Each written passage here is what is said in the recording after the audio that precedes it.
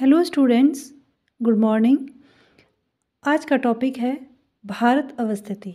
मैं पवित्रा आरआर के study point से भारत की आज हम अक्षांशीय यानी कि मानचित्र पर पड़ी हुई रेखाएं और देशांतरीय यानी कि देशांतरीय खड़ी रेखाओं के बारे में चर्चा करेंगे। तो चलिए शुरू करते हैं वीडियो को। भारत का अक्षांश जो आकृति है, भारत की जो ये आकृति हम देख रहे हैं बच्चों, ये है चतुष्कोणीय आकृति। और जो ये भारत का विस्तार है, टोटल विस्तार है, यानी कि द्वीपों सहित जो विस्तार है, उसका जो भूभाग क्षेत्रफल है वो है 32,87,263 वर्ग किलोमीटर। अब आते हैं हम इसके अक्षांशीय विस्तार पर, यानी कि मानचित्र पर भारत किन अक्षांशीय रेखाओं पर स्थित है। अक्षांशीय रेखाएं, तो ये अक्षांशीय विस्तार है 8 डिग्री 4 मिनट से 37 डिग्री 6 मिनट उत्तरी अक्षांश, क्योंकि अक्षांश में हम उत्तर में हैं। और अगर हम देशांतरीय विस्तार की बात करें तो ये 63 डिग्री 7 मिनट से 97 डिग्री 25 मिनट पूर्वी देशांतर है। ये मैंने लिखा हुआ भी है समझने के लिए बच्चों। इसके बाद हम देखते हैं बच्चों, भारत का उत्तर से दक्षिण, पूरब से पश्चिम की लंबाई और चौड़ाई। अगर हम सबसे उत्तरी छोर की बात करें तो वो लद्दाख का इंद्राकोल है और दक्षिण में कन्याकुमारी जो कि तमिलनाडु में है। अब जो ये इसका क्षेत्रफल है, जो ये इसकी लंबाई है, ये बच्चों 3,214 किलोमीटर है।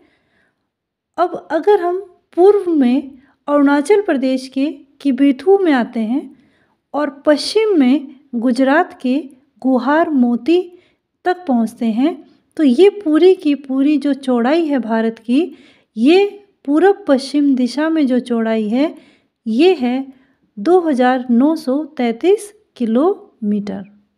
ठीक है बच्चों, यानी कि उत्तर से दक्षिण कितना 3,214 किलोमीटर, पूरब से पश्चिम कितना 2,933 किलोमीटर क्षेत्रफल। अब हमने बिंदुओं की चर्चा कर ही ली है बच्चों। सबसे उत्तर में इंद्राकोल जो लद्दाख में है, सबसे दक्षिण में कन्याकुमारी, लेकिन ये भूभाग से लगा हुआ भाग है, तमिलनाडु से लगा हुआ भाग है। अगर हम अपने सबसे दक्षिणतम बिंदु की बात करते हैं तो वो इंदिरा पॉइंट है, सबसे दक्षिण 8 डिग्री 4 मिनट पर। इसके अन्य नाम भी हैं जो पेपर की दृष्टि से इम्पोर्टेंट है: पिग्मेलियन पॉइंट, पार्सन पॉइंट, ला ही चिंग। उत्तर में हमने पढ़ ही लिया बच्चों इंद्राकोल, दक्षिण में ये है, पूर्व में किबिथु है, पश्चिम में गौर माता है। आइए अब हम देखते हैं नेक्स्ट पॉइंट जो है हमारा भारत का उत्तर दक्षिणी विस्तार 3,214 किलोमीटर, पूर्व पश्चिम विस्तार 2,933 किलोमीटर। इसके बाद जो क्वेश्चन बहुत इम्पोर्टेंट बनता है वो ये है कि भारत के मध्य से होकर कौन सी अक्षांश रेखा गुजरती है। तो वो कौन सी है बच्चों? वो है कर्क रेखा। कौन सी है? कर्क रेखा, यानी कि 23.5 डिग्री उत्तर अक्षांश रेखा। फिर ये किन किन राज्यों से होकर गुजरती है, नेक्स्ट क्वेश्चन बनता है। तो बच्चों ये जो मैंने लिखा है ये क्रम से ही लिखा है और आपको भी ये क्रम से ही याद करना है। गुजरात, राजस्थान, मध्य प्रदेश, छत्तीसगढ़, झारखंड, पश्चिम बंगाल, त्रिपुरा और मिजोरम। और इसे हम मानचित्र पर अगले चैप्टर में पढ़ेंगे भी। अब नेक्स्ट जो क्वेश्चन बनता है वो है कि भारत का जो समय है, जो पूरे भारत में माना जाता है, वो किस देशांतरीय रेखा पर स्थित है। तो ये 82.5 डिग्री पूर्वी देशांतर रेखा, 82.5 डिग्री पूर्वी देशांतर रेखा पर स्थित है। और ये रेखा कहाँ से गुजरती है? ये बहुत पुराना क्वेश्चन हो गया है बच्चों। ये प्रयागराज के नैनी से गुजरती है। जो पहले इलाहाबाद था अब वो प्रयागराज हो गया है।